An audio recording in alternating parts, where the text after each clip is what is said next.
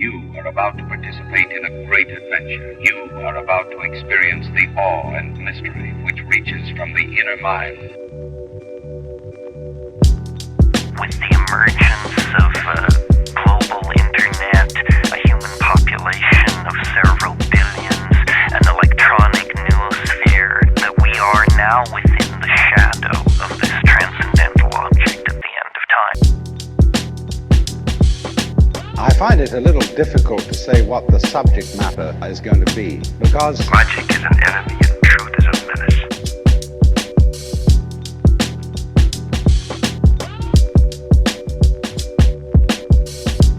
Shake and bake, steps back, three-pointer, bang! Good evening, ladies and gentlemen, and welcome again to another fine edition of the Midnight Variety Hour. I'm your host, Tom, joined as always by my lovely co-host and good friend. I'm Adam. And Tom, you know, you could definitely be in an 1800s like movie or film as like Really? the director or like the person who's like, you know, like coursing the film. I don't know, just like giving the whole layout of the film. Like, what do you call it? Like the narrator, sorry. Okay, now in this next scene, we're going to see a look Yeah. inside the saloon.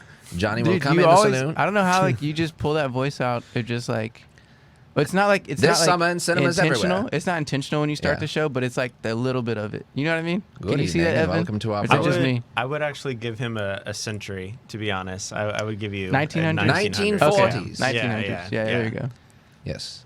I give you. The troops have taken Berlin. Hitler has fallen. Our troops are coming home. It's Yeah. VE Day, and the year is 1946. My name is Johnny. No, What? Speaking of which, what is that accent called? It's like the transatlantic. the transatlantic accent. Yeah, Yes. that like doesn't really. Imagine exist. a land that exists between New York and London. That is how we would sound there. Did you say you It's used so to listen to like sophisticated. old records as a kid? Yeah. Or like old records of like speeches Well, and I stuff? used to. Yeah, there was this. I had this vinyl, and it was like, I think it was called "Greatest Moments in Radio History," and it would just be like FDR reporting on Pearl Harbor having just Right. happened, Hitler announcing that they were invading Poland, Winston Churchill's famous speech, "Give us the necessary means," the reaccounting of Jesse Owens winning gold in the Olympics, Joe Louis winning the heavyweight title, like all kinds of just like crazy moments in Right. radio. And they all just sound, it's like they were taught to Right. speak that way. Seriously. And they were though. Yeah. Yeah, they I were. mean, it was apparently using that accent made yourself the easiest to understand over radio. 'Cause, Right. I mean, like, you know, shit sounded pretty bad, but the Yeah, way they it would was a little enunciate, muffled. you were apparently taught to use that transatlantic accent to be easiest to understand, which I find very interesting. That I thought it was also part of like a bit of a more aristocratic upbringing that was taught in those particular schools about a more sophisticated way of speech, right? Yeah, I could see that too, for sure. That's very interesting. It sounds very weird, but I love it. It does. It's very true to the time. I feel right. Mm-hmm. Like if you hear that pattern of speech or that at least way of speaking, you can always kind of like date it to a certain time of like, you know, the world, which is really cool. Yeah. It's nice to kind of like listen back to that sort of time and place. But And then I certainly wonder does when sound it a little just silly. went away. Like, I don't know, the 70s, and then people just, I feel like it was probably still there a bit in the 60s, but then, Just gone. yeah, we slowly just grew away from it. I don't Yeah, know. well, that generation, you know, kind of did their thing. Then, you know, wasn't probably taught as much. Yeah. Also, times are changing, and you know, Yeah. I would But- love to do a radio show purely like that. Like, cause like, you know, you and I are both on the radio from time to time, and it would be fun just to do an entire, you know, show. Do just a like, Christmas episode on North Pole Live. I've thought about it. Transatlantic Yeah. accent. I've thought about it. I'm supposed to get Donna like my song list today because I want to Yeah. do. So for you guys that don't know, we have a Christmas station that we do up here every year. It's called North Pole Live, and it's like a really unique Christmas station. And a lot of the voice talents here will do their own little show, and they'll pick the music. And so we'll do like, what are some of the ones that we do? I know Pam does or is it Pam or Donna that does like a cooking one where she like talks about Christmas recipes dude, while they're playing Christmas all music? over the Yeah. place. They're just super unique and different. Everyone has their own little niche. Right. You know, there's like the hip hop. There's Hanukkah. There's Right. you know, rock and roll Christmas. There's country, all that Yeah, stuff. I know so, they do yeah. like a swinging Christmas. Yeah. It's like a very Frank Sinatra. Well, anyway, this year I think I'm gonna do an MF Doom / East Coast Underground hip hop Christmas show. I think I'm gonna call it a very villainous Christmas. Definitely. after the late great MF Doom, and we'll see how it goes. I'm gonna pick some I'm tracks sure today. Donna has no idea who MF Doom is. No, she might, but she wouldn't like not let me, right? No, definitely not. Yeah. It'd be pretty good. But like, yeah, if you don't know MF Doom, if you don't know that scene, then you're just like, why would you want to do that? You know what I mean? But what if it gets really popular? What if it's like I'm a cult sure classic it should. radio show? I mean, didn't It he should. do? Didn't It MF Doom do the Christmas on Cartoon Network or Adult Swim back in the day? In He did like a Christmas of Christmas series. 2006, they let MF Doom host the Christmas Eve like programming for Adult Swim. Right. The entire night of Christmas Eve, in between shows, MF Doom would come in and do like little breaks, Yeah. and it was amazing. Yeah. And so he never really put out any Christmas music, but fucking, was it Cook and Soul or who? Someone put together like an MF Doom Christmas beat tape. It was just Right. like beats that he had used, Right. but that had kind of been edited to be turned into Christmas music. Yeah. Probably play some of those. Yeah, that'd be dope. Yeah. Anyway, we're not here to talk about hip hop or Christmas music, but we always can. We're here with Evan, who's been here before, and I'm sure you've been up to a lot since the last time you were on the show. I think you were one of our very first guests. Yeah, You were in the first 10 for sure. Yeah, I want to say I was like 3 or 4 or something. Yeah, very early on. Yeah, y'all caught me like right when I moved back to Houston, so Right. it kind of worked out really, really nicely. But I think it's been like probably a full half year, right? Like Definitely. Yeah, I mean, full we half year, started that in seems kinda like February, so, bit of and an we're in oxymoron. November now. But yeah, no, yeah, it's been about 6 months or so. So What have you been up to? Man, it's been a lot of, it's like some people would say reacclimating to Houston, but it's not, I feel like moving back to your home city, that's not really like reacclimation is very brief, right? Like, Right. you're familiar with the area, so that doesn't really take too long. But what I will say is that Houston is a drastically different place than it was before COVID, but only in the best ways. Like Houston, I was quickly reminded how like great of a city this is. Yeah. A lot of cool happenings in Houston, that a lot of projects worth being excited about. It's good to be back for sure, and it's also nice to not have the sweltering heat kind of bogging us down It anymore. feels right? beautiful Yeah. lately. It's been amazing. So yeah, we're like in proper fall now. I'm in a sweater, you're in a Rocking hoodie. the sweater, yeah. Adam's immune, I guess, over there. But I mean, it's warm in here. He's got his jacket. I mean, back we're there. You can't- indoors. It's not like we're outside. we are, yeah. He did have a jacket on when I saw him this morning. So, but yeah, it's been great, man. It's been super, super great to be back home. Just excited.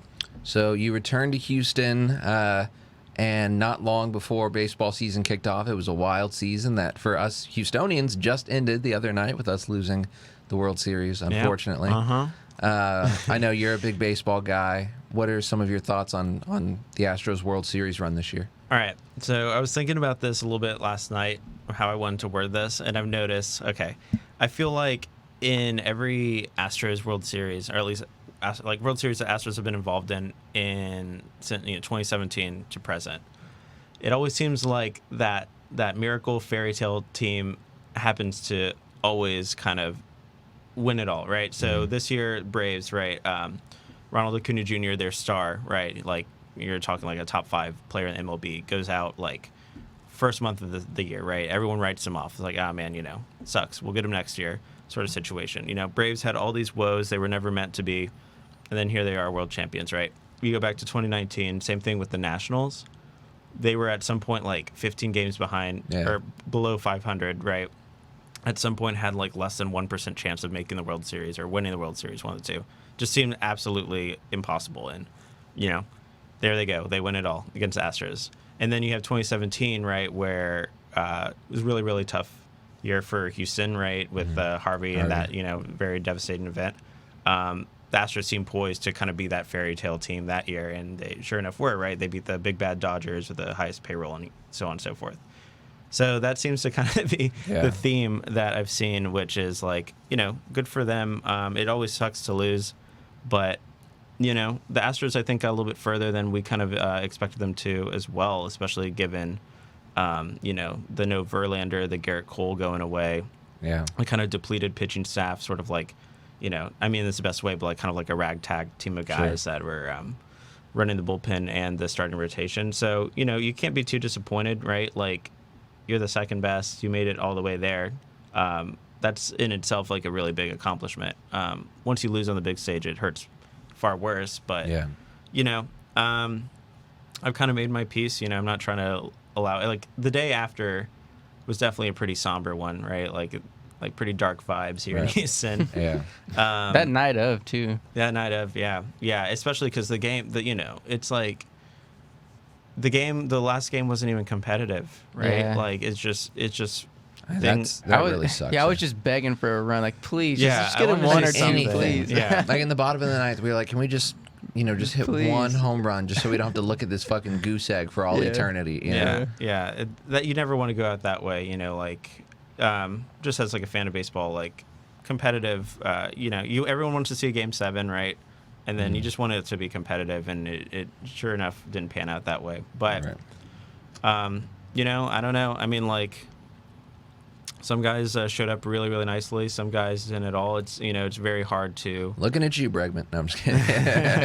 Yeah, no. It's very Alvarez. hard to. Alvarez, man, he's killing me. That guy's so good, but just couldn't show up in the big stage. But again, baseball is a team sport, right? You can't like necessarily put all the blame on a couple of guys, right? Your whole team has to be a one compound unit. But the Correa situation is very, right? It's not looking super great for us. Astros, as a franchise, historically don't love shelling out big cash for big guys. So it's not, you don't really want to try to get your hopes up too high about that re-signing. But, we still got a young team, core group of guys that play super well with each other. I'm not incredible. I don't think this is the end of the Astros run, maybe we'll see you again in 40 years sort of situation. I don't know about that. I think there's things to still be hopeful for, but it sucks, it really does. I don't know. I mean, it's unfortunate because I think the Astros have been the one successful sports franchise in Houston recently, right? Mm-hmm. The Rockets, Golden State just every year, right? Just they would get there, and then they, it would end. That's where their run would end. Texans, I can't even remember last time the Texans were Competitive. Competitive, but even even the years where they would win their division, they'd be a wild card exit, or their first playoff game, they would lose. The Texans have never won a playoff game, have they? As far as I know, they won their first ever playoff game. Against the I Bengals. know because I was there. Oh yes, they did. Yes, yeah. JJ Watt had an interception for. I remember exactly, yes. and he became the first ever rookie to have a pick six in a playoff game that day. I remember that. But I think they played the Ravens immediately after that, and they lost. Yeah, that was in 2015. I feel like I was watching that game at a brewery in Katy when I was 21 years old. I think that's when cool. I don't know if that's correct. I think. Man, that's crazy. We all remember. No. I was definitely younger. I was young. Yeah. I don't even. I have to look this up now. It's gonna fuck with me. I don't even know if I'm gonna bet 2015, but. Yeah, it was definitely before I graduated high school. Let's see. No, it was before 2015. It was 2008, Okay, if you said 2008 or 2009 probably. Okay, if you said J.J. Watt was a rookie, then that would have been it was predated that. Let's see. Yeah, I remember I was at a house party watching that game. Maybe I was just watching a Texans-Bengals game. Yeah, probably. Yeah, that's probably and what that's it was. and they were only there because Peyton Manning had just, I think, I forgot what happened, but the Colts weren't doing too hot at that time. Might have been the transition period between Peyton and Andrew Luck or something. Yeah, it was. I'm pretty sure. Yeah. Oh yeah, because you know about the Colts. And that was Matt Schaub. Yeah, Matt Schaub. And he passed for a lot of. I agree with you, dude. The Astros have been that one shining spot in Houston where you can really look to them to be something to cheer for, and in any city, if you don't have anything to cheer for, you look at Detroit. Just those cities that is you just don't have Shots to Detroit. You know what I mean? But I'm just saying any city that's it's kind of doom and gloom. There's not much going on in the city, and then the sports teams suck. It really does affect the mood of the people. You know, does, especially yeah. if there's a lot of sports fans. You know what I mean? It affects the mood. And whenever we did win the World Series for a good, I don't know, the rest of the year, it felt like everyone was just happy and in a good mood. Yeah, and you know what I mean? Absolutely. Yeah. I mean, take it from me, man. I grew up with a dad who lived his life with the woes of Houston sports. Yeah. Hardworking guy, never caught a break, and then of course his sports teams let him down too. So that's he loved. That reminds me of my childhood. Just my dad, just whatever mood he was in, Right. and the Astros suck, and the Rockets suck. Yeah. So Right. But yeah, Texans, I feel like as far as their playoff runs are concerned, or playoff appearances rather, usually like I feel like they're like the 8-8 team that just like either plays in a terrible division with Right. Titans haven't been worth a damn in a while. The They just Jacksonville got good, yeah. Jaguars Have been bad for have a long always time. been terrible. And then Always. and then the Colts had, they were always, they always led the division, and then Peyton left. And then they had, some issues with Andrew Luck and his injuries and whatever. But yeah, anyways, Texans not looking like they're going to get there anywhere anytime soon. But yeah, like going back to what you're saying about the city and kind of the whole way, like the energy, the atmosphere when the Astros are doing well, when the World Series is happening, and if they win, it is completely different, and it's really special. And I don't know, I would have never known what that felt like, because you can't really describe it, what that's like, unless you've lived in a city where your team is world champions. Like we had the Rockets win in Houston, but that was like, I mean, you and I were probably 92. yeah, that was in 94, 95. 95. Yeah. So I would have been 0 and 1 years old. So things I don't really remember, but yeah, it is certainly special, and it sucks that we didn't get to experience it. But it's nice to kind of like have it as a talking point. People, the buzz around the city was always really great during the playoff run, and we almost got there. So yeah, Yeah. It's always- What it's always year nice. was it, Tom? Did you see? 2011. Okay. 2011. And I was right. They did immediately lose to the Ravens after. But I have some news that I completely forgot about. They won a playoff game not too long ago, 2019. Deshaun Watson versus the Bills went to overtime, won on a field goal. Do you remember that game? I do remember that game. Yeah. Huh, It was damn. a crazy game. I thought this game is over, and then it got really crazy. I watched it on my phone in the car driving home, and I just remember like that was Deshaun Watson's first time we were like, oh shit, we're winning. 2015? Yeah. 19. Oh, 2019. Like literally year before last. the fuck? Yeah. I don't remember that, honestly. Yep. I don't remember what happened after that. Like I feel like we got crushed. After we, oh shit, hold on. I just got one of these ads that like takes up your whole screen. Fuck this. Are you the millionth visitor? Probably. Nice. I've won a free cruise. All I have to do is I put was in my millionth social security visitor number. like 2 days ago. Nice. I'm waiting for my jackpot. We did.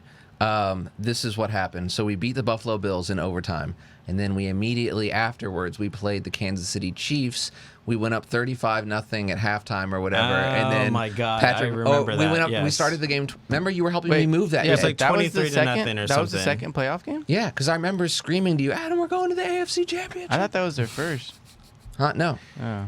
Remember, because I was like, Adam, we're going to go to the AFC Championship. We've never gone to the AFC Championship. We were up 24-0. No, I definitely remember that game. I definitely remember that was, that. Yeah. So 100% we had won the sadly game remember before that. that, and then the Chiefs game happened. Yeah. That was the last time It's Texans were in funny the how you playoffs. only remember the losses I sometimes. know. So I know. Well, that one was but the loss devastating. was so comical because Yeah. so we had won and we're feeling great. We're in the playoffs with this new quarterback, Deshaun Watson, and we think like this guy's he's the Messiah for Houston. And so I was moving that day, and we finished moving pretty much just as the game was starting. So we pull it up on our phone. We're watching it on the phone. Texans start going off. We're like, fuck yeah. All right, Adam, let's go return this U-Haul. So Adam and I get in the U-Haul, and we're driving it back, and we're still listening to it on our phone. And as we're driving there, Chiefs 24-7, 24-14, 24-21. They've now taken the lead. 35-24, and they just like kept going, and then we just like, Adam, turn the radio off. This is bad. Yeah, no, it was comical is the right word. Like it was absolutely, yeah. That's Yeah. it's Yeah. kind of like the defines Houston sports in a lot of ways. To be honest. Yep. Oh, for sure, dude. And I mean, but yeah, going back to what you're saying, like you said, like you can't describe the feeling in a city, and I don't think a lot of cities can really say or can really. Like, because it takes so long to get to either a World Series or a championship or a Super Bowl, whatever. Like, for many cities, I'm sure a lot of people just have never experienced There's that. a lot of cities that haven't felt it. And so, like, you're right. It is really hard to explain, dude. Like, I mean, the energy. The night we won the World Series, like, we're in the middle of the street with our shirts off, screaming, like, and then, like, just, like, the whole year after, it's just everyone is such a... only way I can describe it is the energy. It's like there's this type of energy that's flowing through everybody. Everyone's in it. Everyone's mood is even the people lifted. that don't care about sports. Yeah. Like, even the people that It's didn't so- it care just- about the Astros or were baseball fans. It has like this ripple effect through the Right. entire city. It's very strange. Yeah. And it's just a cool. baseball game. Like, I mean, at the end of the day, it is just a game. You know what I mean? Yeah. But there's something about it that brings people together and makes people happy that it's their city, their team won. You know what I Yeah. mean? It's just such a strange thing. It is pretty interesting. Yeah. I'm trying to think of like what are some cities that fuck. Oh no, I was gonna say Cleveland, but no, the Cavaliers won the finals in 2018. They did. What's a city that hasn't? Portland only has one team, but the Blazers have never won, so Portland's never felt that really. Yeah. I mean, Detroit, Yeah. Oh yeah, Detroit. they're the one that sticks out to me in my mind. Yeah, It's it's like, like- that's the a major Lions city. have never won anything. The Tigers, they lost to the Giants when they had like the Yeah. Verlander Scherzer team. Yeah, they haven't little felt it while in a back. long time. Their last title, I guess, would have been the Pistons in the late 80s. Yeah. The Bad Boy Yeah, Pistons. yeah. but I mean, No, there's, no, the Pistons won in 2004. Oh, that's right. They They did. did. So that Yeah, was the yeah, last yeah. time That's Detroit right. felt that. That's still a while ago. That's It's still- 17 it's about years ago. 20 years ago. Yeah. Yeah. Sacramento, they only have one team, but the Kings have never done it. They've never felt that. Yeah, there's a few, you know. Yeah, definitely. Yeah, there's certainly a few. Jacksonville's never felt it. But, no. But Atlanta. When was the last time Atlanta?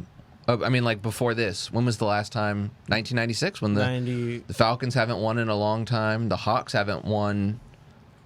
Have the Hawks ever won the NBA Finals? I don't think think so. so. I don't think I so. don't think So so. until the Braves won just the other night, they haven't felt this feeling in 26 years, which means there's a large population there that's never felt it. Yeah. Right. So yeah. it's interesting. So we're pretty blessed, you know, that we felt it back in 2017, and you know, to go to the World Series 3 times in the last 5 years, after taking 40 years to get to our first one, you know, it's pretty crazy. I was just thinking about Phoenix too. What about Phoenix? Arizona? Yeah, the Suns have never done it, you know. What is their baseball team? The Diamondbacks. They Diamondbacks, won. right. Diamondbacks. They They won did win? in like miraculous fashion in 9/11. 2001. Oh, Yeah. okay. And it was I do remember. the entire like country was cheering against them because 9/11 Yeah. had just happened literally like 5 weeks That's when before. the Yeah. Yankees were And the so Yankees, good. Yeah. well, the Yankees were in the World Series with Yeah. them, and everyone was rooting for the Yankees. Right. And the Diamondbacks won. Yeah. So the way that they won, actually, so Mariano Rivera, the best closer Yeah. in Who's the history of the ever game, lived. right? So it was Game 7, and they were up. The Yankees were up 1 or 2 runs or something, and they tied it up. Arizona did, and then won on a walk off in the like the bottom of the 9th, like basically like literally like the kid, you know, and out in the backyard like dream scenario sort of situation. Wow. Yeah. That's so, insane. Yeah, but you're right. Like, given the circumstances of 9/11 that just previously, like, very, very recently happened, everyone was on the backs of the Yankees for like the one and only time. Yeah, that's I what I know. was gonna say too. I was like, Usually damn, they're like that doesn't the sound- evil empire, you Yeah. know. Yeah. But everyone wanted to. It was crazy. And you know what? In that moment, that it's valid. It's fair. That makes sense. But and then Arizona. And the thing about Arizona, they were like a super duper. They're kind of like a Marlins type of situation that they ended up winning 2 years later, like a very brand new franchise that like won it all within the first 5 years. I know It's like, that's how pretty does crazy. that happen? It's insane. But It's like I don't watch hockey, but I'm pretty sure didn't the new Las Vegas hockey team, they won it like their first year of ever existing or some shit like that. I couldn't tell you. I haven't. I think followed. so. I forgot what the name of the team is, but Las Vegas got a hockey team like 2 years ago. Their very first year in the NHL, they won the Stanley Cup. I'm pretty Wow. sure, which is unbelievable. I can't even imagine that. Dude, I you feel know? like I'm gonna become a hockey fan when I move to DC. Yeah, the Senators. Because the 2 days I was there, I was in just a random hole in the wall bar, and I walk in and there's these guys just cheering for like going crazy over this hockey game. I'm sure it was just like a regular season Yeah. game. It's like, what are they? I think they were playing like Pittsburgh or something, you know. I'm Mhm. sure they're a big hockey city too. And I was like, what's going on in here, man? Because that does not happen Right. in Houston. That does not happen probably very rarely in Right. the South. You know what I mean? Right. I feel like it's just a very northern thing. Yeah. And it's like, whoa, what's going on in here? And so it was pretty cool. But I was kind of getting into it. I was like, Yeah. oh shit! And you know, you see the guys just smashing each other. It's kind of Yeah. similar to football on ice, but you know, it's I pretty cool. was in Philadelphia recently, and big hockey town. They love their fucking Flyers. You Yeah. know? And we were driving around Philly, and there was all these like ice skating, like hockey rinks that were set up. And in the summer, they're just roller rinks, like outdoor Right, roller rinks. It's right. pretty fucking cool. Yeah. But just like everywhere, hockey rink. Like you could see the sign still said like hockey rink. And it was just so cool to think like, damn, people are just like yo, meet me down at the rink for just some pickup hockey, you know? Yeah, yeah. Like the way we're just playing pickup basketball. Obviously, they have pickup basketball too, but yo, come get your skates. We're playing pickup hockey at the Yeah, park. That's yeah. so crazy. It just doesn't Yeah, I happen love here. that. Yeah. Some like rocket power stuff. Right. Yeah, fucking rocket power. Are they playing hockey in Hawaii though? I didn't know there's much of a culture out there for Yeah, hockey. but I'm it was sure like there's not. rollerblade Just those hockey, kids. though, right? Yeah, They- they play the roll. Yeah, What- they weren't what- they weren't on ice. What was that shit they would say? They used to say they had like a catchphrase. Cowabunga. Oh No. yeah. Was it Cowabunga? No, I think Cowabunga, that's dude? No. Cowabunga's Teenage Mutant Ninja Oh, Turtles. something. They had some fucking catchphrase. Rocket Power was a really cool show. yeah, I love though. that show. Is Yeah. it? Yeah, they're just like into like all the badass extreme sports. Yeah, they They're were, like, just hippie. They're surfing and- hippie kids, dude. Yeah, They're just little hippie kids. and they lived in their dad's restaurant or Yeah. whatever the fuck. Or was it a surf shop? I just Yeah, know it they was like something lived like in their that. dad's business. Yeah. Yeah, it was one of the two. Something like that. Maybe a little bit of both. I don't, yeah, but that OG was a cool show. Nickelodeon, All right. man. Yeah. Speaking of restaurant, you're at March now, and the last Seamless. time you were on,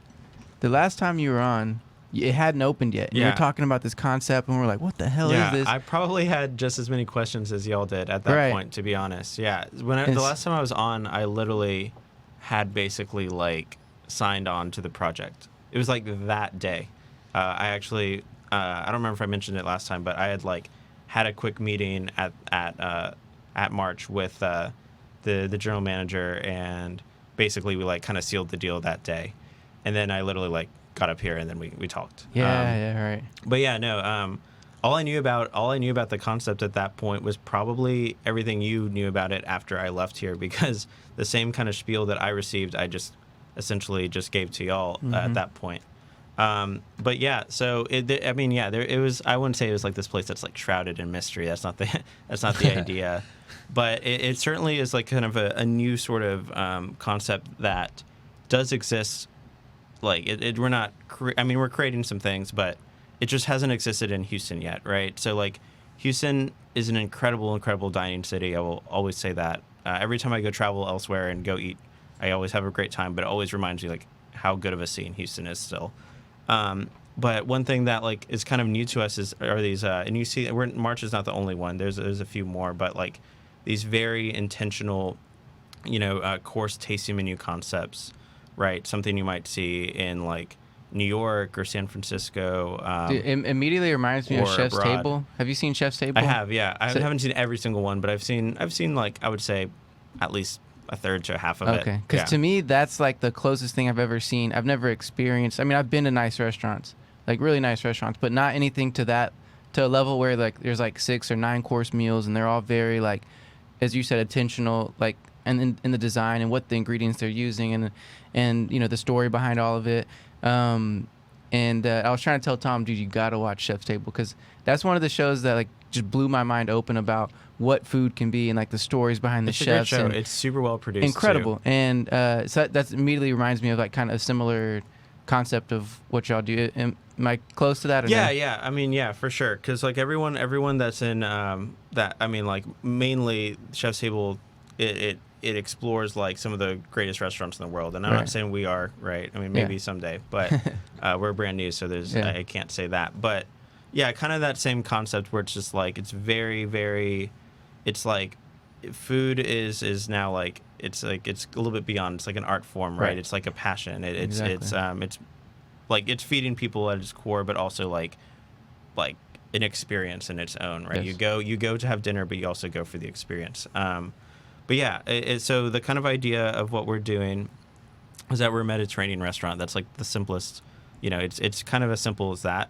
But when we say Mediterranean, right, a lot of people, they're like, oh great, like Greek salad or like Southern France and stuff. And it's like, that's not incorrect. That's of course very, very Mediterranean, but the Mediterranean Sea is like, it's very, very vast, right? So the Mediterranean includes places like, Lebanon and Syria and Israel, as well as like, Morocco, Tunisia, Algeria, Spain, France, Italy, Greece, of course. So there's a lot to be explored there. So Yeah, I mean, you're talking about like 3 or 4 different continents. Like, no kidding. Like the Mediterranean Sea is very, it's large, right? And it's Yeah. like, historically like the central hub for like all things trade related, because it's just like it encompasses so many different places and so many different cultures. So it's unfair, we say, to like just pin down what Mediterranean is without like exploring and researching everything that that involves it, right? So the way that we have it set up is that it's basically like per season or per every 6 months or so on and so forth, like a new part of the Mediterranean is going to be like research. Like we do our proper research. We learn about the culture. We learn about the history. We learn about the culinary history specifically and gastronomy and everything that's related to it. And then piece together a menu that is celebrating and giving due justice of everything that this part of the world has accomplished and like how, So that's kind of like romanticizing it, of course. But in short, we started in North Africa last season, right? So the Maghreb is what we call it. So it's like the western portion of North Africa. So say it again, Maghreb? Maghreb. Yeah. Okay. So you have like Tunisia, Algeria, Morocco, right? And then we just went up north this season. So now we're in southern Spain, like Andalusia and Murcia. Nice. Which is cool. There's so much crossover historically with those two regions. Right. So much influence. So it just kind of is like a really seamless transition.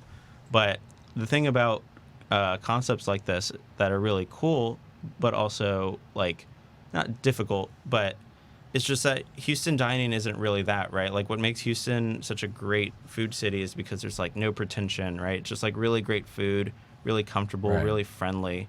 And like that's what we try to do at March, is like toe that line, right? Because we're not trying to be like New York City. We're not trying to be Paris. We're not trying to be super stuffy and, like nose up type of like people, because no one wants that, right? Like I don't want Right. that. I don't want to go to, even if I go to a really nice dinner, I don't want that. You're right. It is very. This is Houston. Yeah, it's very like regional. Like that's only like a thing probably you would do in New York or those places where like they actually like they want that, versus here yeah. we don't. Right. Yeah, they don't. And you have a lot of diners here that are like, Houston has a lot of wealthy people, a lot of well-traveled people, right? So there is some context with this type of dining. Not for everyone, but for some people, it's like, every year for my anniversary, we go to like a Michelin 3-star restaurant somewhere. Like you hear that. I'm not just making that up, right?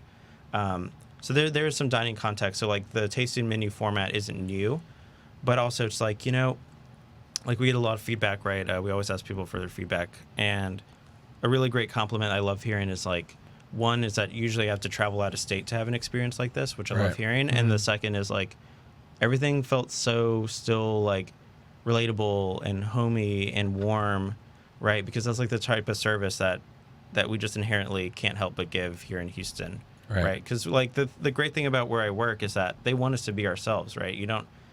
I'm not reading from a script every night about everything. Like everyone has their own voice, everyone has their own personality, Right. and given that, we're all from the South, it's just inherently a little bit more warm and comforting than maybe elsewhere. So it's nice. I think it's like a really great balance of like a nice combo of the two things. But it's been definitely pretty cool. Nice. The kind of like being here really gives you this sort of like imperative to really do a lot of. And I love doing research. Like on my free time, I love Right. like reading and studying, and I love gastronomy and culture and history. So it's like all of this is exciting in its own. But like having the opportunity to work in a space and get to like, just like having context for things, I think is super important, right? Because you want to like respect everyone. Yeah. And the best way to do that is to really just like do your homework, right? And so it's like if you're talking about something Spanish, like culturally, and someone from that region that happens to be dining with you, then you gotta, You better know your shit. Yeah, you should, right? Get Because called you out. don't want to just like, oh yeah, this is, Spanish food's really good. Like just basically like take something that we're not and use it for our benefit. I think Yes. is like always incorrect, right? You should at least like do your research and pay respects and then Yes. honor it, right? Dude, what So you're that's the kind saying of is idea here. I 100% agree, because like especially in this day and age, and especially in America, we love to take things from other places and use it to make we money. love that. You know what I mean? And it's like it's for me it's cringe. Like I just like sometimes it hurts me, like when I hear people talking about maybe like a spiritual practice or like even mindfulness today. Like when, like a lot of people talk about. I was just listening to a Joe Rogan episode where this woman came on talking about mindfulness, and not once did she mention Buddhism. Not once did she mention any other culture that started. I'm like, how can you take this completely out of context into Right. this society and not once mention where it came from? And I was just like, it kind of sucks, because like now the people, whoever first was introduced to mindfulness or meditation, will never understand like where it really came from unless they do their own research. Or that could be the first time they heard about that, or when they go into that restaurant, it's the first time they had like a Spanish dish or an African dish, and at least knowing the story, where it came from, where the ingredients are, what if they do get that history or they want to ask more, and they get where it came from, that's so important because of understanding that there's different parts of the world, and these things came about because of these certain reasons, and like they don't just come out of nowhere and someone just invented it. You know what I mean? There's this whole story behind everything, Right. And knowing that story is extremely important to broaden your perspective of the world. Yeah, I mean So, here in America, we invented several things, sure, but a lot of, as far as like what we're doing here, it predates us. It is things that are way beyond what we've been able to just like do here, right? So it's like, there's hundreds and hundreds of years of just like cultural interchange that like got us here, and it's important to know that and respect it, right? But that's kind of the idea there, and I think like not everyone cares, right? Some people just want to go in because they want to have a fancy dinner. Some people want to go in because they want to tell Instagram that they were there. Yeah, right. So No, Meta. right, yeah, Meta. Oh man, but yeah, or post it on Meta. But it's just but we there still is context for people that want to hear it, and again, that's like, it's important just like to do things, and like going back to what you're saying about just taking things that are profitable for your own gain. The worst thing I hate seeing, and you see it all the time, is I think like, there's many things that are guilty of this, but like tequila especially, like agave, and just like celebrities that just like slap their name on like something. Right. Oh, yeah. That's even like, wine in the wine industry as well. Wine as well, but I don't know, something about like because like agave farming is just like such this like humble thing, right? Oh, yeah. And like to have like was it Kendall Jenner, right? She just like is starting to market a tequila. The you Rock. serious? I mean, Yeah, The yeah. Rock had his George Clooney, I believe. Clooney. Yeah, Clooney made a fortune off of that sale. For Casamigos. But yeah, it's just like there's like a lot of it's just straight up like exploiting something that Totally. which is I don't know. It's unfortunate because when people drink tequila, they're not thinking about, again, like the really the very like, again, like humble like family driven farmers that have been doing this for generations and making a really exceptional product. It's like, oh, like it's Kendall's tequila, Mm-hmm. I It didn't- sucks. I didn't know it about really that. sucks. That's It like really, crazy. yeah. I It gotta really see like what this is. it just like people that are doing things the right way will never see the light of day because like how can you compete with something like that? It's annoying. Yeah, I mean, And- there's definitely people like you and others who do understand where it came from, and that's why I think the story is so important. Like again, like whenever you can appreciate it, when you know that there is that farmer or those people that go out every morning and cut the the stalks or whatever it is of any kind of beverage or food that they're making, like, and that's why it's important. Like I like to have a practice where like before I eat a meal or drink or smoke a bowl of weed, like I'll like anything that's like I'm consuming, like I'll really just take a moment, whether it's 5-10 seconds or a minute or two, and just like really think about, okay, what is the process of how this got here? Like I'll think about, okay, the drivers who brought the fish to my table, the fisherman who caught the fish, the boat, the guy who drove the boat. Like there's an infinite amount of hands and people that helped get this product to my table or to my cup. You know what I mean? And so it's like when you can really like take that moment to appreciate all of those things that happened for you to have this moment right here, to enjoy this thing. It's like it really starts to broaden your your perspective again, like I said. And it's like those moments of appreciation. Then you can start to see, okay, then you can become an informed consumer. Then you can become like somebody who's not just going to take everything they get for granted, you know what I mean? And just go to the store and just buy whatever just because it has a cool label or it has a celebrity's name on it, you know what I mean? Right. So Yeah. you can start to see through a different lens, Yeah, No, So you're right. it's extremely important. I mean, I think being an informed consumer is incredibly important, not only for you, but also for like the scope of the environment, right? Yeah. There's so many issues with like mass producing so many, products that doesn't have to be that way, but just the way that the industry is set up, like here we are, like, of course, like wine is what I am most like engaged in. So like I'm always hyper aware of that type of stuff. And which I think I even touched upon it last time I was on here about, like why why people think wine makes you feel terrible. It's because you're like drinking really shitty products. Yeah. But just things like that, right? It's like it's a win-win because it benefits you and it benefits the world, and it's just important to play your part, right? I feel like people now more than ever are a little bit more caring about these type of ventures. Still those people are vastly in the minority, I would say. Yeah.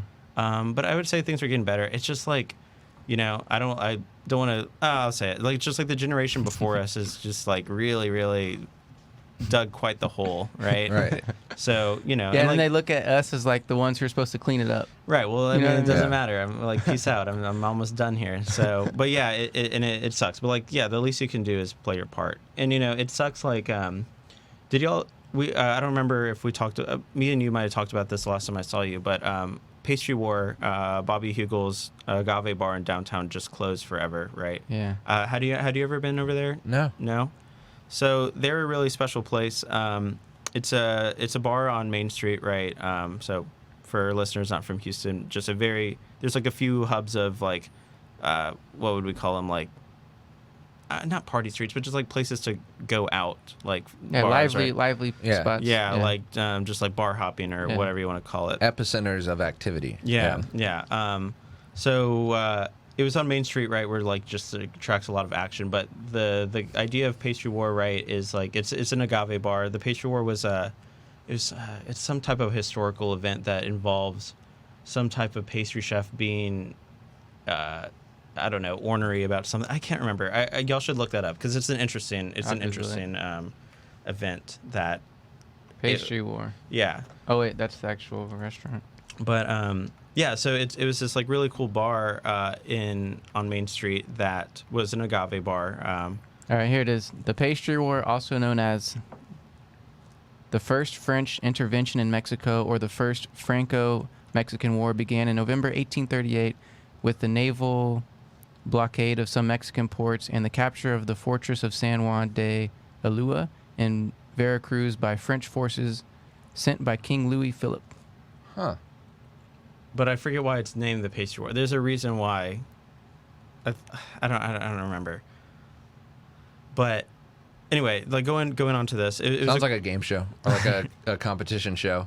Today on Pastry War, we've got yeah, that is true. Yeah. That actually, yes, I'm sure. Like Food Network has probably produced something. trying to get the under that, rights yeah. to this. Yeah. But yeah. Anyway, the point of why I brought this bar up is because what they did was like the first of its kind, that they had all these tequila products, but didn't keep, only kind of like very family oriented projects that the owner himself, I believe, would go actually to Mexico, visit, live with these people, break bread with them, like be on the on the farms and stuff, and then like bring the product back to the bar. So they were like the whole back bar of tequila and mezcal, sotol, all the agave products were things no one's ever heard of, right? And it like apparently started out of like in a place where people would get all angry because like I want Patron or I want like Don Julio or whatever Right. the heck, Yeah, and they're like, no, the big fuck brands, that. and then she's like, no, because that goes against like our morals completely, right? Like this is a passion project where we want to highlight people that are doing things the right way and like the beauty of agave and its distillates, right? And like over time it became like super duper well cherished, like a true sweetheart of a bar. It's too bad that it just closed down. Did like the pandemic mess it up? Or? Yeah, the thing about like having a business in downtown is really reliant, I would say, on constant international business going through the city. And things are just different now. Like things are certainly getting better and back to Right. more normal, but downtown still isn't what it is, right? Sure. People aren't doing as many conventions, at least not as regularly, right? Right. So, and those are big, right? Because when you have a bunch of people just every weekend, just staying in the Four Seasons or all the the plethora of downtown hotels and doing conventions and events and yada yada. That's where I would say a lot of these bars and restaurants, I mean, they get a lot of at least, consistent business. And when you Right. don't have that, it takes a hit.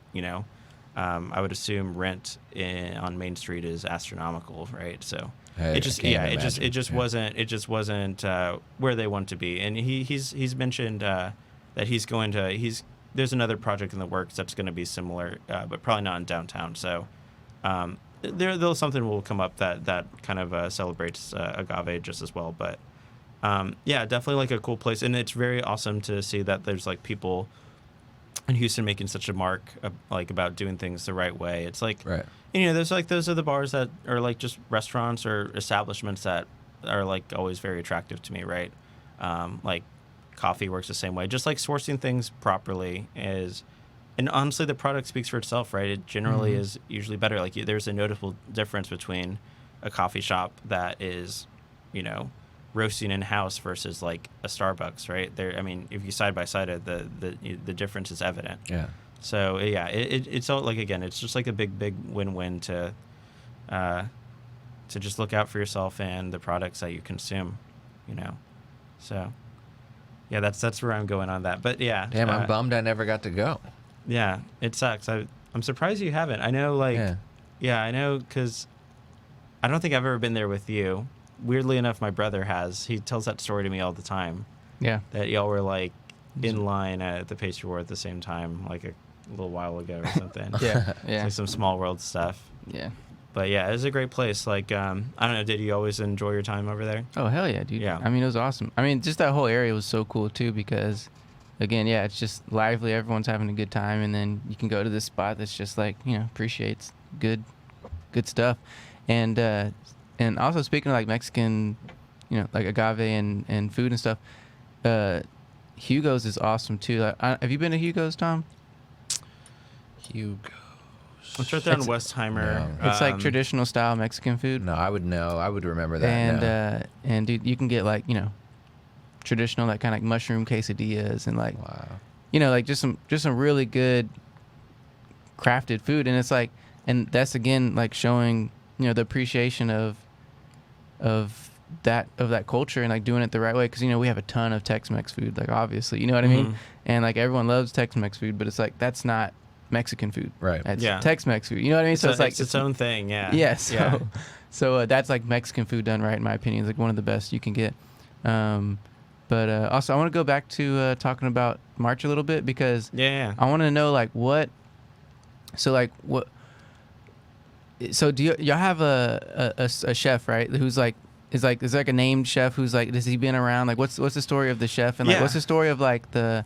I want to know like the story of like the actual restaurant, who the chef was and how they started. And Yeah, stuff yeah, like that. absolutely. So, the name of the chef, his name is Felipe Riccio. So he was born in Mexico City. I believe he moved to Houston when he was a teenager, like we'll say like 16 years old or so. So his father's Italian, his mom is Spanish, Oh. but he was born and raised in Mexico City. Cool. So there's a lot of kind of just like a lot of just like different blending of culture in his upbringing, which Yeah, I'm sure he was Those eating good food growing up. man, I can't even imagine. That sounds that's living the good life right there, Yeah. just by happenstance. But yeah, so he in Houston, actually, I don't remember exactly, like he worked as like a chef, like sous chef at some somewhat reputable places in Houston. But what he did for himself is that he took some time, like about 5-6 years of his life when he was in his 20s, and traveled to Europe and staged at some of the world's greatest restaurants. Okay, so you watched Chef's Table. Do you Yeah. remember the very, very first episode of Chef's Table, which is Osteria Francescana, right? Yeah. So he staged there for like a while. Really? He worked there for Wow. like a year or so. Wow. So that's kind of like, Yeah. and that's like a Michelin 3-star restaurant. Like I think it may have won like the world's best restaurant at Yeah, some point. for sure. So he worked there for a while. He worked at a place called Azurmendi, which is in the Basque Country in Spain, another Michelin 3-star restaurant. He's worked at Blue Hill at Stone Barns with Dan Barber, pardon me. That's in New York. Yeah, he was also on Chef's Table too. Yes, he right? was. Yeah. Yes. That guy, like, he's the guy that runs like this like super like strict and organized kitchen. Dude, Like there's like yeah, the scene I in that mean, episode where it's yeah. like they're showing the actual kitchen and there's like literally like 50 people cooking. Yeah. Whoa. And it's like, but it's like so like it's like super crazy well-oiled machine. It's very cool. Right. But yeah, he worked there as well. Wow. So he kind of just like spent his time, you know, like just learning, gaining knowledge and like just everything he possibly could for a while. And then once he felt ready to have his own concept, that's when March emerged. So prior to March, he opened a place called Rosie Cannonball, which is really great. If you ever want to go get like some great pizza, pasta, like it's a very friendly, like warm setting. I know I've said those two words a lot, but it's not fine dining. Right. It's just nice, family friendly, but also like it has a wonderful wine list, cocktail menu, and so on and so forth. But a little bit more, again, like more approachable, a little more casual. And that kicked off to really nice success, and then And that's March, in Houston as well? yeah, that's Okay. actually downstairs. So March occupies the second story of this like building. We call it a campus, but theoretically, yeah, I mean realistically, it's just a there's a cheese and wine shop that's kind of more like retail oriented, Nice. and then there's the Rosie Cannonball, which is again like that more like friendly, fun, casual Italian concept, Right. or like just like Central European. They don't like to say Italian, but it's mainly kind of leaning that way. Right. And then upstairs is March, which is just this like one small intimate room that is the tasting menu. But yeah, he certainly has a pretty nice resume. Again, he's very well traveled. He's a very studious guy. Like he's the type of person that really has kind of like influenced the staff as far as just like, you know, do research, do your homework, learn things. We have what's really cool, like a proper library at March. Whoa. About, I don't know, I would estimate like somewhere like around 300 books that are, you know, that overarching like reach like everything Right. gastronomy, but like specifically like gastronomy of like North Africa, you know, Spain, the Middle East, things about wine, things about cocktails, everything, fermentation, like you name it, they have it. So That's awesome. all those are able, like we're all able to check them out at will, you know, of course. So it's great, and a lot of us do. You know, it's a great thing to take advantage of. So Hell yeah. usually, like one of us will have like a book at home that we're just kind of sifting through, and just Right. like we'll talk to each other at work. It's like, did you know that this dish like actually originated from here? When the whole time we thought stuff like that. Right. So it's like Yeah. cool to have those like conversations, and everyone that's involved in this project is really like all in, right? Like they hired the type of people that they knew care, Yeah, right? passion. And like they're like passionate about Yeah. this particular subject. So Right. it's a great environment to be in, and it's, I would say, a reason why we're going to be successful. Nice. So yeah, but yeah, that's him. And then so he is the culinary like face of the restaurant, and then he's a partner as well with a woman named June Rodil. So she is a master sommelier, originally from Austin, worked there for a long time. Did you ever get to go to June's All Day when you lived in Austin, or heard of it on South Congress? It sounds familiar. I don't know. Okay, that's her spot. It's like a very like casual, fun but delicious place. But, and is it all wine? No, Or no, is no. it- It's a food restaurant. as well? Okay. Yeah, yeah. They're open for lunch and dinner. June's All Day is what it's called. It's All Day. it's on South Congress, like where all those things are happening, like by Yeah, Home yeah, Slice yeah. or I know and what you're everything. Like Man, I want to say I might have been there because I've been to quite a few of those wine spots, but I'm not sure. I don't Yeah. remember. Yeah. But Yeah. anyway, she is kind of she's one of the partners, and of course, like working with someone like that, only, I mean, you learn so much from Right. because I mean that she's just knows everything, So that's kind of like the partnership there. So you have a really amazing chef, really amazing master sommelier, and kind of the brainchild of what they put together is March. So Wow. yeah, it's definitely pretty cool. Like I feel really fortunate to be in an environment where you have these people that you can just like constantly learn from, Yeah. right? Because it's just like there are so many people there that are much smarter than I am. I would say that like, every day if I have a question about this and that, like literally open book, just Right. whatever you need to know, they probably have the answers. So that's pretty cool. So what's been one of the favorite dishes, or a few of your favorite Oh, dishes man. that you've had from there so far? So last season we did this dish, and I love the concept of it. It was a tuna dish, right? And so it was inspired by like inspired by this very, very humble Tunisian street food, right? So if you're like, it's a street sandwich basically. So just like usually what they do kind of in this part of the world is like conservas. I don't know if you ever had one before, but they're like basically like fish that comes in a tin with like olive oil, basically. Sort of like Okay. sardines or anchovies. Yeah. Exactly, Okay, exactly, right. So that's kind of common in the area, and so you just like the sandwich again is like very. It's not using really wonderful ingredients, but just like some type of like sort of fish along those lines, with some type of like aioli on bread with like some lettuce or some type of green, right? Like super simple. So we kind of took that concept and just like really elevated it. So we were using this. We're using chutoro, which is medium fatty tuna belly, which is, if you ever go get nigiri, you should get some chutoro. It's pretty special. But we kind of treat it in that same way. So we we lightly pickled it and then let it sit in oil for some time, and then just quickly seared it, and then with a sabayon, which is essentially like a cooked mayo. It's like you just basically emulsify egg yolks with oil, but like overheat. So it cooks a little bit. Wow. With some red pepper jus, and then Chrishell breadcrumbs with a little bit of Nduja sausage, which is a sausage commonly found in southern Italy and Calabria. Some good sausage. Yeah, it's so good. And then finished off with just this very like this loose tapenade, as we call it. So some fresh dill, these dehydrated cuquillo olives, which are indigenous to southern Spain, and some dill olives, and then a little bit of mint. It's really, really beautiful, like a super lovely composed dish. Of course, like given that you're using chutoro, it's just like so rich and gorgeous. But like the pickling kind of like adds that little bit of bite that just like keeps it really well in balance. So I think that's sounds cool. And that's amazing. kind of like, I think that in a whole sort of defines March of just like, you know, humble beginnings, like simple foods that just like in a fine dining setting, but still like retain the essence of like where it came from, you know? So that was a really special one. Right now we're doing southern Spain. And when you have a Spanish restaurant, right?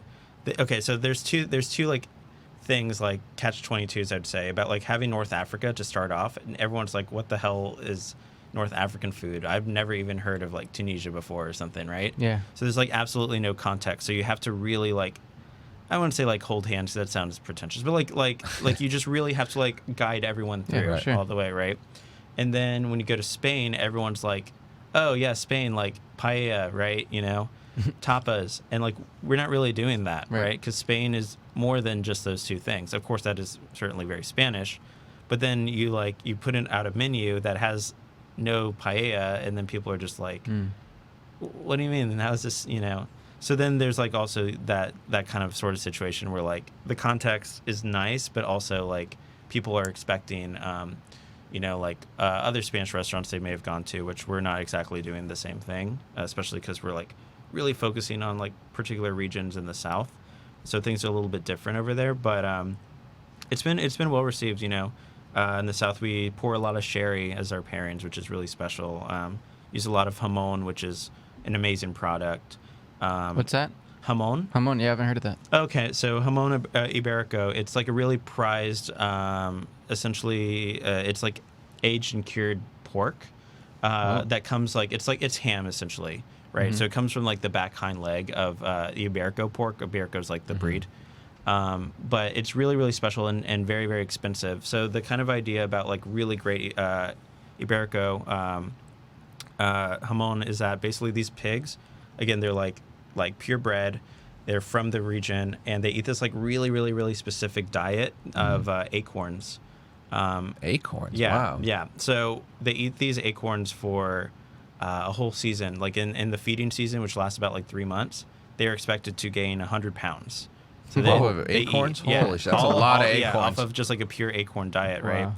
So then they're proceeded to be slaughtered and stuff, and then the aging process starts to happen. But what you see like with this like very unique diet is that you know, like pork and like ham, of course, has like a good deal of fat, especially when you're like really you're eating well. But then you have this like very like nuanced kind of like almost this nuttiness to it as well that kind of comes from their diet. So it just like adds complexity. And then when you let it age, because a lot of these hams, right, are going to be aging for 5+ years, right? If you ever had like dry aged steak or something, it kind of has that like nutty blue cheese sort of like really complex quality that is just like yeah, it's just like incredibly complex and delicious and fatty and just great. Like just like having a slice of jamon is always like having like jamon during the holidays is always really great. It's funny in Spain, right? Like when you have like when you think about how we eat like charcuterie and stuff, right? You have like your cured meats with cheeses and like some olives and some other accoutrements and whatever. Like in Spain, usually they just literally serve you a plate of jamon and that's it. That's like that is the dish. Nice. Wow. Because it speaks for itself in a lot of Right. ways. It's really special. And so yeah, we've acquired some of that from like really great sources actually from Spain. So it's great. It costs a pretty penny, but also we charge a lot of money, so Yeah. it's fine. Right. But yeah, it's definitely like a very, I would say like a very just like special product you don't see every day. Right. Right, because like we can like make like jamon like things in America, but it's like it's truly authentic, and a lot of people it's like I've never had that before, and like this is I understand why this is like so sought after and stuff. But yeah, things like that. A lot of seafood, right? Because it's the South. It's by Right the there on the Mediterranean water, yeah. Sea. So I would say like half of of the 9-course or 6-course menu, half of it is going to be seafood focused, and then it kind of moves on to other things, and then and dessert at the end. But yeah, lighter fare. It's still very Mediterranean, right? So Mediterranean is not really like your big, just hearty dishes. They're Right. a little bit lighter fare, a little bit more seafood focused, a little bit like fresh, herbaceous, really pretty, delicate, I would say. Right. And a lot of people don't think of Spanish food as like being very delicate. Think it a little bit more hearty, right? So that's kind of like what we're doing, and it's been fun, Yeah. well received. Getting to play a lot with Spanish wines that a lot of people aren't as familiar with as well, right? Just like a lot of clientele of this caliber, they when they think about like great wine, they're immediately thinking like Napa, right? They're thinking like Bordeaux and Burgundy, which is all absolutely fantastic wine, but it's like the wine that's meant to be eaten with or drink with these dishes is like regional wines, right? So like it's pretty cool to get to expose people to like that wine's from Spain, really? It tastes so great. It's like, yes, Spain makes some pretty awesome wines, believe it or not, So that's been fun as well. So yeah. Wow. Nice. You mentioned dessert. What does a Spanish dessert look like? at March? So one of the desserts that if you like are in like Sevilla, right, like in southern Spain, you have all these like really like just these beautiful orange trees that just like grow on like in the city. So we wanted to really kind of like celebrate the orange. So one of the desserts we do is it's literally just based off of orange and saffron. So two like very, very, very classic Right. Spanish flavors, and just like putting a composed dessert together with it. So orange sorbet, like a saffron custard, some vanilla chantilly cream, like just like stuff kind of like built on that, and of course making it look very beautiful. Dude, I always wondered, where does saffron come from? So saffron generally actually comes from the Middle East. I think That's what I thought, yeah. Iran or Iraq. I want to say Iran, and then Iraq's probably number 2, are like the 2 main exporters of saffron. So And does it come from a tree? Or it comes from a flower. Okay, that's what I thought. So like it's like I want to say it's like the sexual organ of the flower that Hello. like that would be like right, like the what do we call like a stain I know what you're sort of talking about. situation. Yeah. Yeah. You've seen what saffron looks like, right? It's like right, it's yeah, like it's very red and, stringy. like, yeah. So it's like Okay. it's what like pollinates other Right, things. right. Yeah. Yeah. And it just has like, of course, that like very, very unique like saffron. I don't know how to explain it. If you've had saffron, you know it. Yeah. What it smells and tastes like. It's very aromatic. Right. It's a lot of people. Some people I work with even say that like heavily saffron spiced things reminds them of lobster, which is like sounds weird, but it Whoa. kind of is. I understand it. Like if you think about it, and like you have to like eat it and think. But, Maybe like, it's just we're just making lobster things doesn't up. really have like a traditional like seafood. Like if you think of like seafood, No, it's not fishy Right. at all. it's not like fishy, No. right? It's No, more, not it's whatsoever. different. Yeah. Yeah. Lobster kind of like it's like a little meaty. It's a little sweet, right? Yeah. Like, Yeah, it is sweet. I love lobster. Yeah, But I lobster's don't great. like crab. So it's Yeah. very interesting. Yeah. Lobster and crab also taste nothing alike. Yeah. And shrimp doesn't taste like either one of those, No. That's one thing I am excited about moving to the East Coast is getting some really good seafood, some Yeah, lobster rolls man. and some just like some good. some like Maryland crab cakes is right there. I'm Oh, yeah. excited to live in Washington and get, like You're gonna get some good shit. fresh too. Alaskan salmon and stuff like Hell that. yeah. So, yeah. Yeah. And that's the thing, yeah. It's like there's so many awesome regional, like Houston, or not Houston. America is so large of a country, Right. you know. Like there's so many like really special regional foods and like produce that's like, yeah. Like if you're on the coast, like yeah, eat fish. You know, we have the Gulf. We don't have like the most like exciting variety of Get seafood. some good old Gulf You shrimp. want some redfish? Redfish, yeah, there you go. Redfish on the half shell, baby. That's how you do it.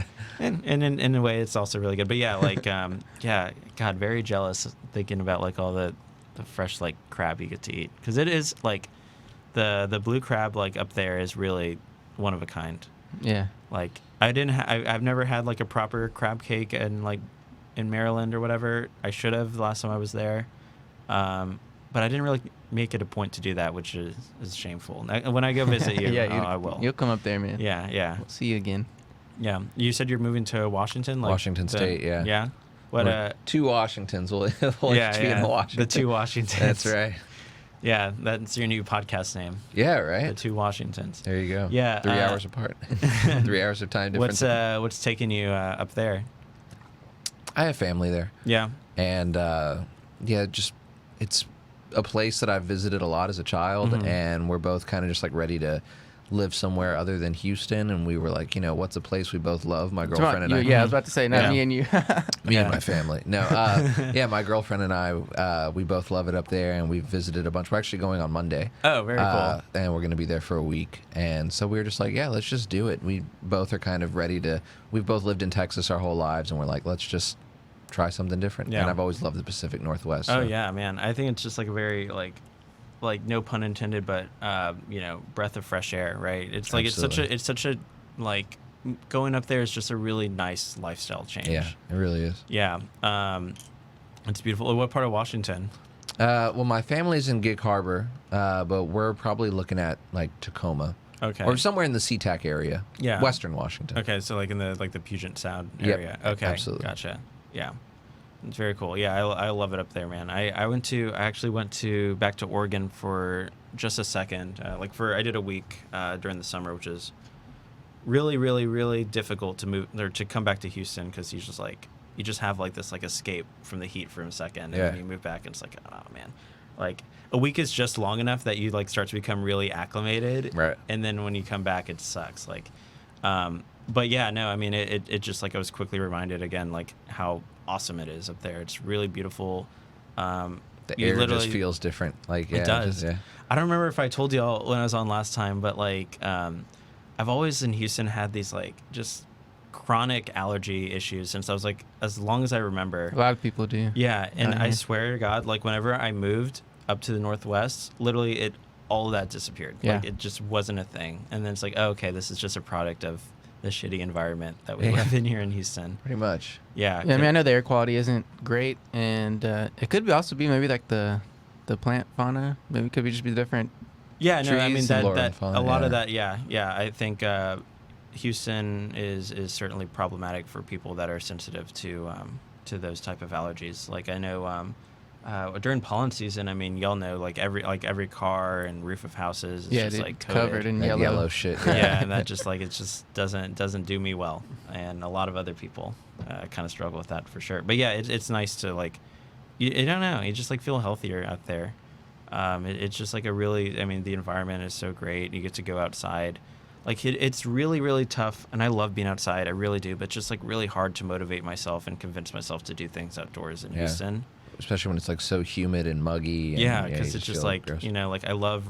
Well, I don't love running, but I enjoy it. I love riding bikes and stuff, and it's just like you do it for 20 minutes, and it's just like, man, this is just not fun. Just Yeah. Yeah, I've learned to embrace it, man. I just like I already know what to expect. I'm just gonna go out there and do it. Like a lot of times I'll do like workouts or yoga on my patio, Mhm. and I use it. It's basically like I'm just doing like hot. Yeah, you're doing It's like hot yoga, heated. yeah. It's just like Right. heated because it is just as workout. You know what I humid, mean? yeah. It's just like and then I also wonder like, does breathing in humid air help your lungs at all? Like, does it help being able to like breathe? And like, so if you go to like a different climate that's not humid or not high elevation, would it be easier for you to breathe? Would you? I don't know. I always wondered that. You know what I mean? Like, I feel like Yeah. I'm like working my lungs a little bit 'cause harder. you, but you I don't got, know. you got like ankle weights on your lungs all the time. Right. That's what it feels. It feels like that. Yeah. No, I feel that. I think I mean, I don't know. I haven't researched. I can't tell you if that's true or not, but that makes a lot of I always logistical wonder sense. because I know like obviously like the Olympic, whatever they all go up to High Denver altitude. or Oh yeah. like their main base is in Denver where they all Right. train and Or they'll train with like an oxygen deprivation mask on. Yeah, right. yeah. So I know that's definitely helps, but I don't know about humidity. Yeah. It's completely different. I think Yeah. I don't know if it's like tougher or just maybe just not healthy. I don't know. I mean, I really don't know. I do know though, like when you do move to an environment that's not humid, you can immediately feel like Oh yeah. you just feel better. It's just like, oh my god, like this is a relief. It's really what it feels like. Especially like in even in Houston, right? Like those on the off chance there's like every once in a while like non-humid days, like it just remember like going back to what we were originally talking about, like the energy of the city just feeling better about like the World Series and stuff. The same applies to whenever the first cold front of the year happens Right. in Houston. Everyone is just like happier, friendlier. Everyone's outside. Everyone's like that. You know, yeah. The energy feels different Yeah. when the weather feels like this as well. It's like you know, I'm I can't excited. wait to get back out there. Yeah. It's gonna be like a high of 60 degrees today, sunny, no clouds in the sky. It's Yeah, beautiful. that's perfect. I Yeah. can't. Yeah, I mean, there are some people that just really are so much like summery people, you know. Yeah, and I that's love a- the summer, but it's like I don't know. I live for this time of year. Dude, Like, the funniest thing is seeing people like when it gets like below like 60, when it gets like 60 or anything below, people immediately like come out with Right. full on jackets yeah, and I know. everything. I'm just like, what? It's not that cold. you know, I used to like make fun of those people, but now it's like, you know what? There's like no opportunities for y'all to wear these, so Yeah, like yeah. go ahead, Yeah, it's go fine. for You it. have But like then you can't even feel how fucking good it feels Yeah, outside. exactly. You're true, making but- yourself just feel as warm as you felt when it was hot out. And it's Yeah. like, what is wrong? Yeah, just go outside and feel coolness on your skin. people are so scared of it here in Houston. Yeah. They're mortified by it. But I'm also the kind of guy who likes to take cold showers, so Yeah. I'm different. I can do the occasional one. I have to be in some type of mood or Yeah. something's going on. Right. But speaking of cold things, you know, weirdly enough, whenever the one thing I did not expect whenever I moved back to Houston was like within the next 3 weeks of like everything to be frozen here. That was a weird transition. Oh coming yeah, back. the It's like, freaking what is the winter happening? storm. Yeah. That was insane. Yeah, I had some fun with That's that. right. I That's went right outside. when we and- started the podcast. That's like Yeah. right before I think our first episode. That Yeah, it happened. was. Yeah. It was. That was fun, man. I was going outside just playing with all the ice. Like there was like small like thin ice sheets above like bodies of water and stuff. Like playing with that. And then there was one part where there was like this like bayou and there was like a kind of a waterfall. It's normally always there, and it was like almost completely frozen over. It was crazy looking. It was just weird to see like Houston frozen. You're like, what the hell? This Yeah, is a different. that It was looked like an crazy. alien place. Yeah, it was, What is this? It was certainly pretty surreal, and I don't like to use the word surreal much. If people that are my friends know my beef with the word surreal, but it really was at that point. Like it's like, what is happening? Especially Yeah. because like I just like moved back too. It's like, you know, what have I gone into? This is Mhm. this is Houston. It was certainly odd, but yeah, no, I mean like the winter storm was. You know, of course, like all the things that we've talked about with the power grids and like how, you know, we were absolutely unprepared for something like that to happen here. I don't know. It was like, I think some people had it like way rougher than others. I was like fortunate to be like fairly like as comfortable as I could be. You know, like the only thing I can, like, you know, I lost power for a little bit. Didn't shower for like 6 days straight. Yeah. I It's didn't like shower no for- one else did, so it's Right. like I don't. I'm gonna hear something gross, but I'm gonna say it. Whatever. Like so, the first like 2 or 3 days of not showering were like killing me. I felt so Right. gross, so greasy. Yeah. And then like after like day 4 or 5, I was like, you know what? It's all right. Like I Yeah. guess I'd like just learn to embrace it, right? Like Yeah. running outside when it's hot. I don't know. Something about like my mentality changes. Like Right. I can live with this. And then but I will say. The first shower I took was terrible because it was still like using like sewage water. Oh. But it's just like I was just like I just should shower, and then I just felt worse. Yeah. And then it's like, you know, it's like yeah, you know, I made a mistake trying to shower, but Yeah. the actual first shower was pretty special. That was a good one. But yeah, that was such a weird time. Like definitely something that like. You know, I'll be that dad or grandpa telling, or who knows, with the way the climate's going, that might be just like start happening in the Yeah, summer might here be and normal. there. Who knows? We'll Who see. knows what type of events are gonna happen soon? But Yeah. Weather's only gonna get crazier. oh yeah, so unpredictable, so uncharacteristic. But yeah. Well, I think this has been a pretty good show. What do you think? Yeah, it's great, man. Evan? About an hour and 10 minutes in, so. Nice. They never feel that long. I always feel like we're just like getting started, you know. It's Yeah. it's like time does not exist when you're on a podcast. I've I learned. know. Really just flies by. Yeah. I mean, and it doesn't feel like you have to force it to fly by. The conversation just like progresses naturally, and then you look up and it's like, oh shit, we've been here for an hour and a half, you know? Yeah. So, but thank you for coming on. I really want to go eat at March sometime. Yeah, please But do. Am I gonna, and I'm serious when I ask you this, am I gonna be full when I leave? Okay, that's a great question, and that is actually the right question you should ask. And the answer is yes, because we're in Texas and we like actually portion things. So it's not correctly. like, you know, I'm gonna like pay, you know, $200 and each course is like, okay, Yeah. we're serving you on a plate this And you're big. gonna- you don't have to go to Whataburger after. Okay, cool. Yeah, cool. no. Actually, with our first menu, we kind of overdid it. Like it was a little too hearty because Yeah. we.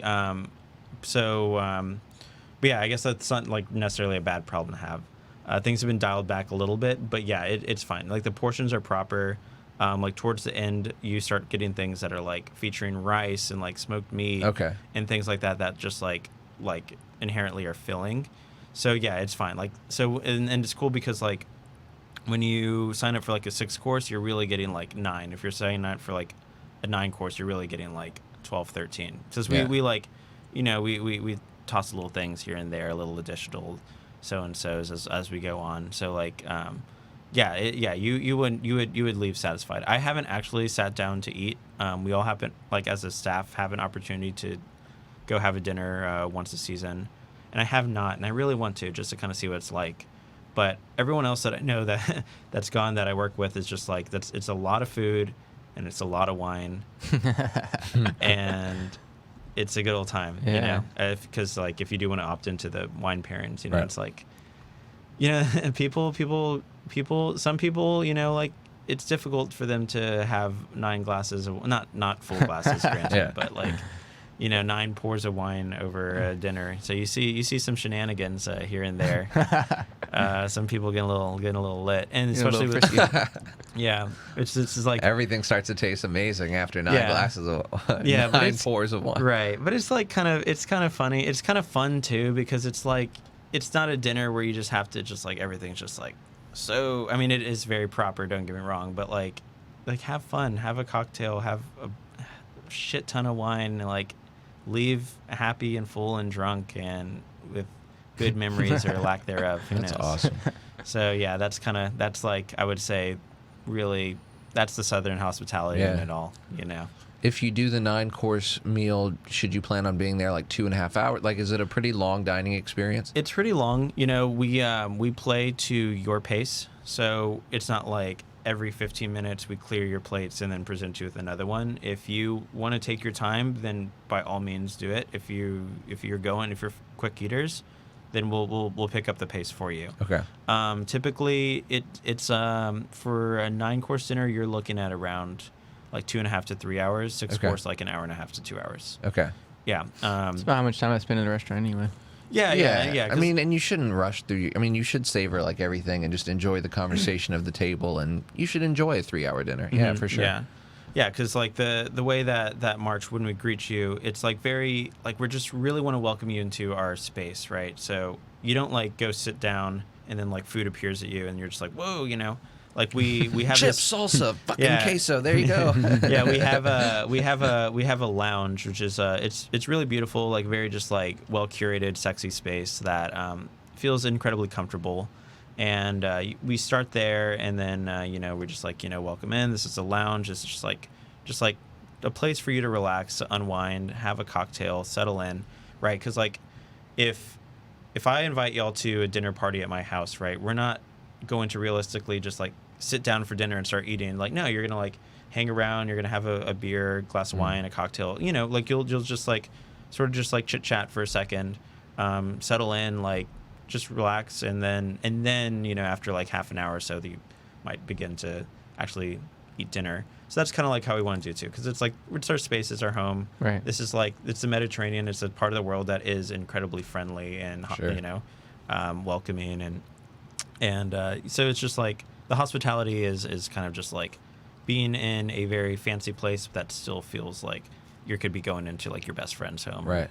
or your mother-in-law's place, or whatever, you know. Definitely. So you kind of start there, and that like occupies about like half an hour of your time, give or take, you know, and then we kind of like move on and then do the course dinner. Right. But it's great because like I think if you weren't to have that little like holding kind of transitionary period, I think it would be very overwhelming because like things would just start happening and just information would start being thrown at you, and just like having that like that time to kind of just like understand what's happening is like really, really important. So it kind of like accomplishes those two things. It like the guest feels like they're understanding what's happening, and they're also really comfortable. Right. Dude, what I love about this that it is like goes back to how you first originally started to describe March, was like intentional. Sounds like you are very aware of like how to treat somebody and how to make the space and the environment in which you want to, you know, have these people experience. So it's like it just sounds like very thoughtful, and sounds like that like anyone that goes in there is gonna feel like this is awesome, this is cool, like this is different, this is Right. like I feel like this is like not your ordinary spot, you know, and sounds like it's gonna be great. Yeah. And the reality is like a lot of people take their day into dinner sometimes, right? Like if I just had the worst day at the Right. office ever, Definitely. and I go to dinner, and like you're just like you know, you're just aggravated. So this like kind of like allows you to like shed the day, have a martini, you'll feel better, guaranteed. And you will, yeah, because it's just like, you know, it's like there's couches, there's low tables, you're like, a lot of people will be like, you know, do we have to move so soon, can we stay here longer? It's like, because it's just a nice hangout spot. Yeah. And that being said, if y'all want to come into the space, the lounge is available to just like, you don't like have to commit to a full dinner. You can just Right. go have cocktails if you want. Right. On Fridays and Saturdays, we have that. So if you ever, again, like reach out whenever you want to like go hang out, I'll try to arrange something for y'all. It's definitely want y'all to see it, kind of experience it, and I think I would y'all love that. I would actually really enjoy y'all that. would, yeah, I think y'all would love it, and the drinks are wonderful. You know, we have a really great back bar with an insanely talented bar staff, with all the credentials that the chef and sommelier that I mentioned. They're like, Alex is just as special in his regard too. So it's like a great team with like, I think great things happening. But again, like not even to talk about how awesome the people who ran the show are. It's like about how much people care. That's what's most important, right? People like live and breathe hospitality here, and I guarantee like everyone that goes in there feels it. Like you could say like, the food wasn't for me, it was a little too adventurous, it wasn't what I was expecting, but like you can't say like you weren't treated right, you know. Nice. But because that's like, I don't know, that's where all the effort goes into, is just like taking care of people. Yeah. And that's the thing, dude. Like, I don't know. I mean, I'm not saying, I get like, there's so many amazing restaurants that are doing things so well, but like the worst thing ever is when you go to like such a great restaurant and the food's awesome, but like you're just not taken care of right, and you just like don't really. It just kind of feels forgettable. Sure. Right? All the awesome things they did with like the food and the drinks and the space they curated, like it can just really turn you off when you just feel ignored, and like just like, you know, I didn't really understand any of this. I ate good food, but like I didn't make a connection with anything that was happening. Right. Like it's important because like, I don't know, that's just what keeps people coming back, and like what stays in people's memory and stuff is just like, again, like we're bringing you into your space, and like if you're ever to invite anyone over to your house, you're gonna like take care of them. You're gonna like, hey, you know, like I'll clean up for you, I'll cook for you. Don't worry about that. Like I got you. And that's certainly like the type of mantra that we have here. Yeah. It's Mediterranean. It's real. It's like, it's homey. Shit, we have to do it. And it's a little fancy. It but- sounds amazing. Yeah. No, but it's nice to treat yourself to something like that every once in a while. Yeah, You know? absolutely. Yeah, it's like great for a special occasion, especially because like places like that. I mean, there are a few tasting menus that I really, really want to go to. Neo is one of them, which if y'all are sushi people, I haven't been, but they're like this like very, again, like intimate tasting menu that seems like they're doing a lot of things the right way. But yeah, it's certainly a place I would say for like a special occasion. You know, I like yeah, I would just say come by. We'll make it worth it, and come have a drink with us. Even before then. So yeah. Hell yeah, absolutely. Got me in. I'm definitely going. Well, all right, we'll do that sometime in the near future. Okay, all right. Well, so until next time, guys, thank you so much for tuning in.